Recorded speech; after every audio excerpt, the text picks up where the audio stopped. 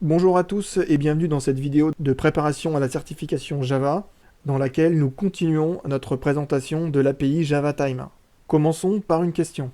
J'ai ces deux lignes dans lesquelles je crée un objet de type localDate et un objet de type localDateTime.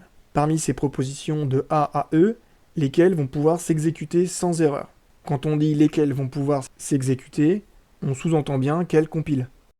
Les API JavaTime, elles peuvent être assez permissives, et ça va plutôt être au moment de l'exécution qu'on va se rendre compte de nos erreurs.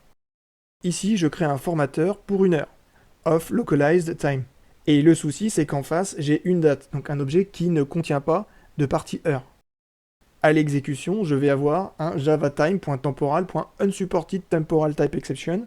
On a le même souci pour les propositions B et C, où le formateur n'est pas adapté au type de la variable.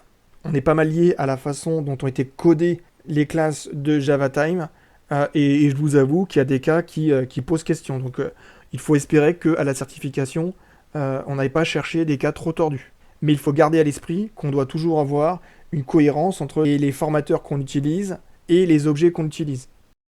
Les réponses D et E, elles sont correctes. Un objet qui est de type localDateTime, il possède à la fois une partie date et une partie time. Donc on peut le formater à partir d'un formateur qui est prévu soit juste pour une date, soit juste pour une heure. Si on revient sur la classe DateTimeFormatter, on voit qu'elle propose des formateurs prédéfinis statiques. Donc on a vu le DateTimeFormatter.isoLocalDate. On a aussi des méthodes statiques qu'on a vues en exercice et qui permettent de créer des instances de DateTimeFormatter. On a les méthodes ofLocalizedDate, ofLocalizedTime et ofLocalizedDateTime. Ces méthodes, elles peuvent prendre en entrée un format. Donc on a vu medium, full, etc.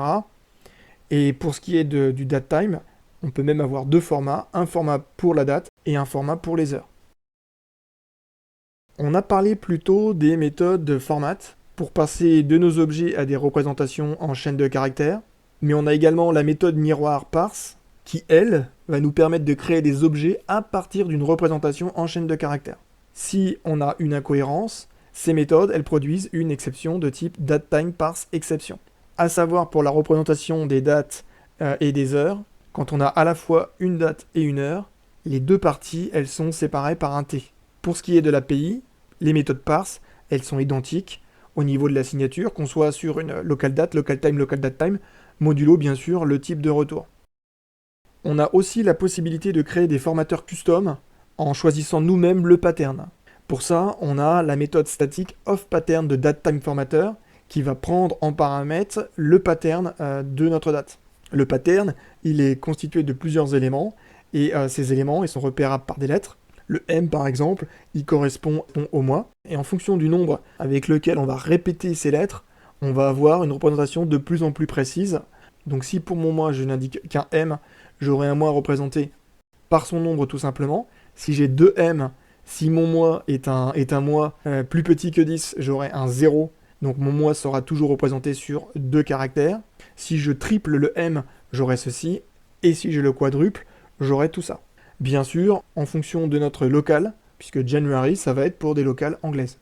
Je vous donne ici les lettres qui correspondent aux jours, aux années, aux heures et aux minutes. Dans un pattern, on a les caractères 2 points, guillemets, point virgule qui sont autorisés. Passons à un exercice. On a une variable localDate, qu'on appelle date, et qu'on souhaite initialiser avec une date.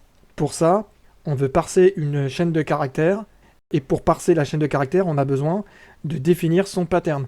On a besoin d'un DateTimeFormatter qui connaisse le format de la date qu'on passe en paramètre. Parmi ces deux propositions, lesquelles vont pouvoir s'exécuter sans erreur?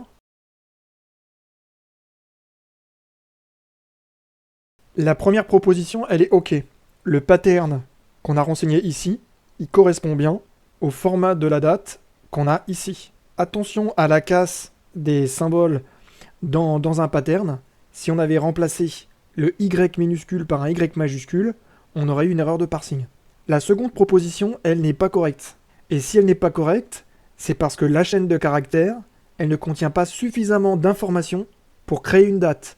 On a juste des jours, des mois, et une date, ça a forcément une année. Cette ligne, elle va générer une DateTimeParseException. Nouvel exercice, on crée un localTime cette fois, comme ceci, en utilisant la factory method now. Parmi ces propositions, lesquelles vont pouvoir s'exécuter? Vous avez les propositions A, B et C. Dans cet exercice, on ne va pas parser une date, on va la formater. Et pour la formater comme on le souhaite, on indique un pattern.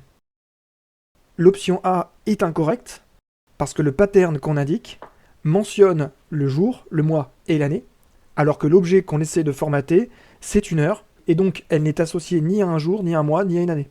À l'exécution, on va avoir un unsupported temporal type exception, qui va même nous indiquer le champ qui le dérange. La réponse B, elle est correcte. Dans notre pattern, on mentionne des heures, des mois, des secondes et des nanosecondes, et ça, ce sont bien des données qu'on trouve dans une heure. Le résultat, il va être du type de ce que je vous montre à l'écran. La réponse C, elle est incorrecte. Et là, il faut juste être attentif. Dans le pattern, j'ai glissé un D. Un D, c'est pour les jours, et ça correspond à aucune information qui serait contenue dans une heure. Dans un exercice précédent, on a entreaperçu la classe période. Les classes période et duration, elles permettent de représenter une durée, par exemple 1 jour et 2 heures. Une durée qu'on va pouvoir utiliser dans des calculs. Ces classes, elles sont elles aussi immutables. Attention aux méthodes off qu'on ne peut pas chaîner.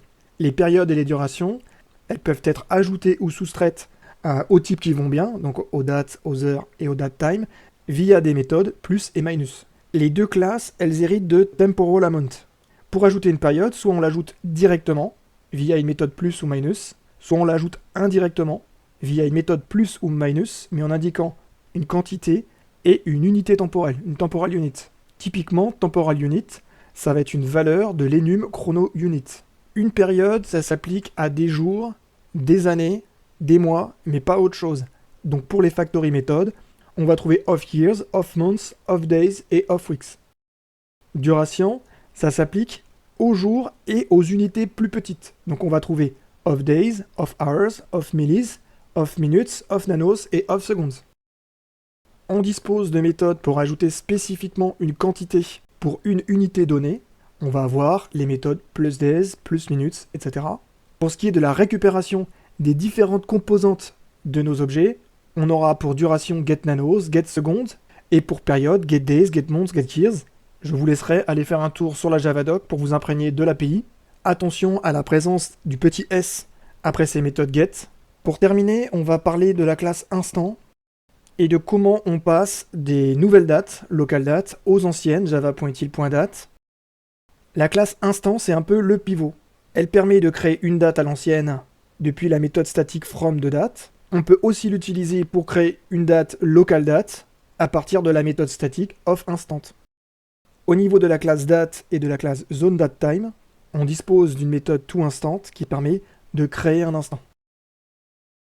Voici un exemple. Donc je crée une local date. Cette local date, je la convertis en zoneDateTime, puis j'appelle la méthode toInstant, et ça me permet de créer une date java.util avec la méthode from de date. Et ça m'affiche une date au vieux format, que voici.